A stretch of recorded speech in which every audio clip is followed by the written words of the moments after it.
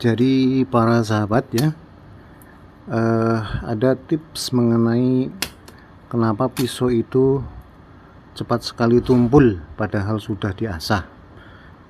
Permasalahannya itu adalah karena kadar karbonnya dari besi, kadar karbon yang ada di besi itu terlalu kecil sehingga cepat tumpul.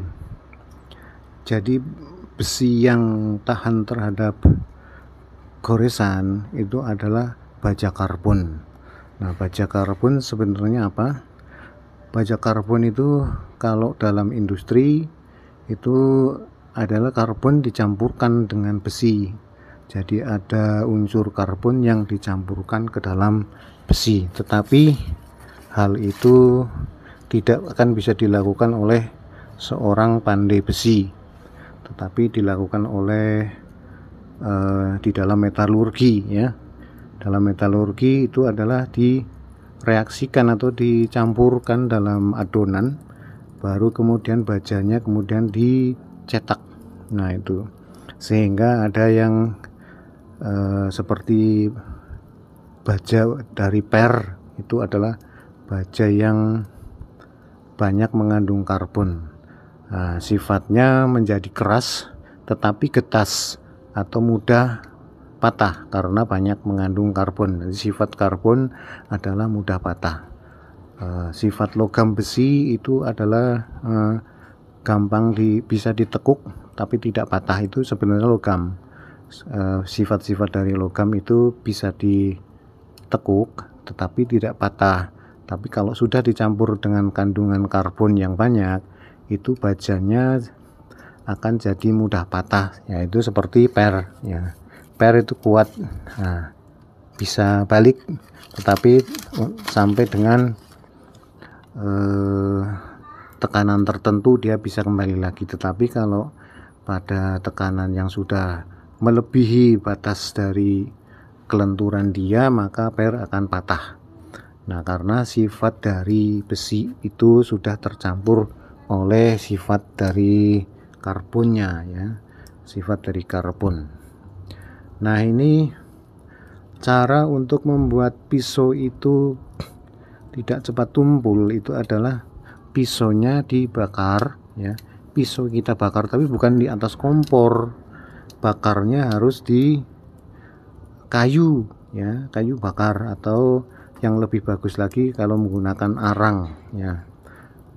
Dari arang kayu yang sudah jadi arang kemudian untuk membakar. Nah, itu akan ada kandungan karbon yang masuk di permukaan dari permukaan dari kayu, permukaan dari pisau atau golok ya, permukaan besi itu akan mengandung karbon yang karena bereaksi dari seperti ini ya,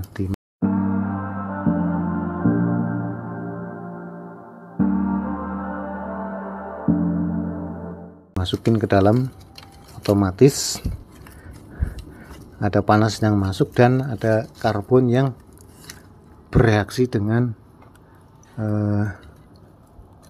logam ya, dengan besi itu ya. Nah gitu ya, makanya kalau di dalam pandai besi itu kan pakai dipanasin, disembur-sembur gitu ya, nah itu ada reaksi. Nah ini jangan sampai kena ininya, gagangnya. Kalau gagangnya itu plastik nanti terbakar. Nah intinya seperti itu, dipanaskan sampai membara ya, sampai membara dia. Kalau bisa sampai membara, kalau nggak bisa ya sampai panas, sehingga ada reaksi antara permukaan besi dan karbon yang berasal dari kayu itu.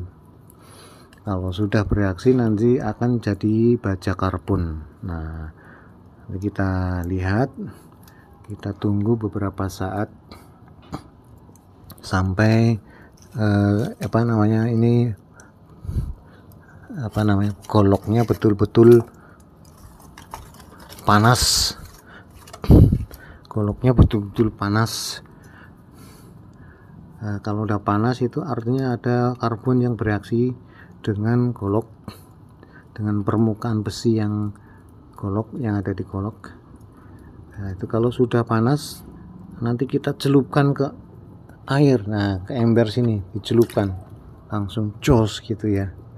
Jadi tidak menunggu tidak menunggu dingin, tapi waktu panas itu kita masukkan ke dalam air. Nah itu maka golok yang kita masukkan otomatis akan menjadi golok yang keras permukaannya.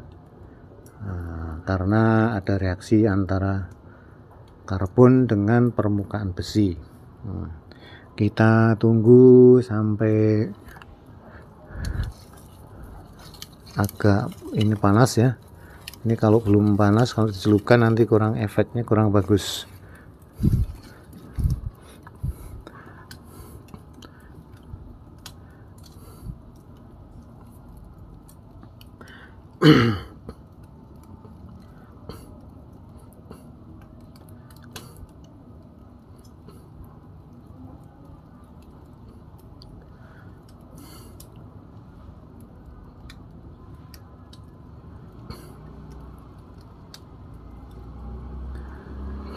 Jadi yang lebih bagus menggunakan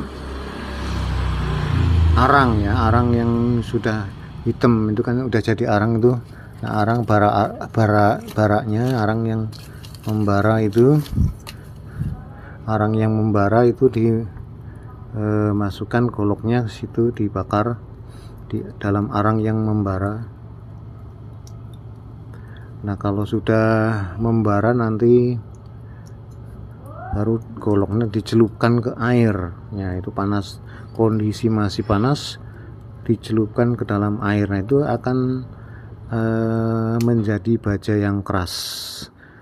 Nah kalau baja yang keras itu sudah diasah tajam, nah itu tajamnya akan lebih tahan ya, kalau untuk motong-motong itu tidak cepat tumpul. Nah gitu. Kita tunggu beberapa saat sampai goloknya panas ya. Kalau bisa sih sampai membara, tapi ini kalau membara repotnya gagang dari golok ikut meleleh karena itu plastik. Nah memang kalau di dalam proses pembuatan golok itu sewaktu diproses begini, kalau bisa tidak ada gagangnya dulu ya, jadi tidak pakai gagang, nanti dipegangnya menggunakan alat jepit ya, alat penjepit, dipegang baru dimasukin ke dalam air. Nah itu baru terjadi proses yang sempurna.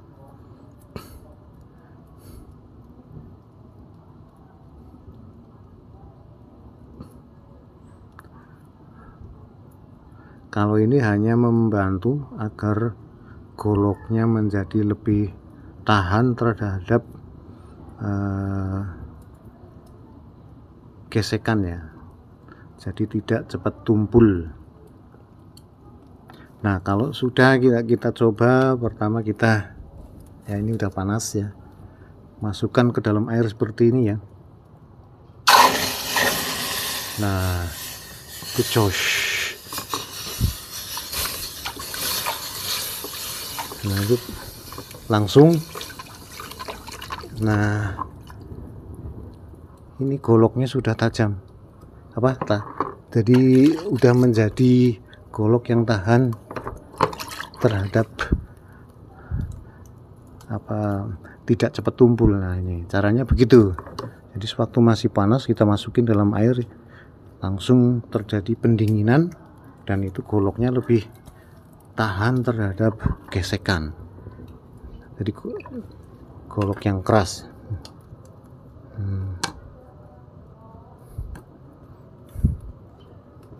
Nah kalau ini bisa ditajamkan lagi ya, bisa ditajamkan lagi sehingga tidak mudah tumpul begitu.